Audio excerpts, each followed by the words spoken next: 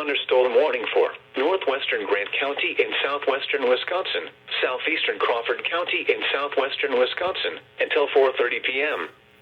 At 3:44 p.m., a severe thunderstorm was located near Bloomington, or 11 miles east of Prairie du Chien, moving northeast at 50 miles per hour.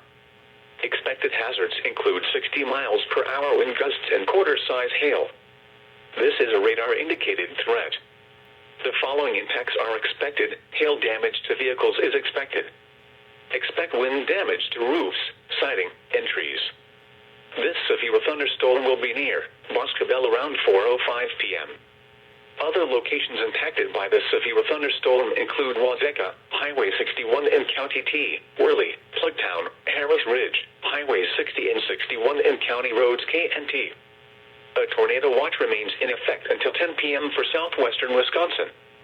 For your protection, move to an interior room on the lowest floor of a building. Repeating, a severe thunderstorm warning has been issued until 4:30 p.m. for the following counties in Wisconsin: Crawford and Grant.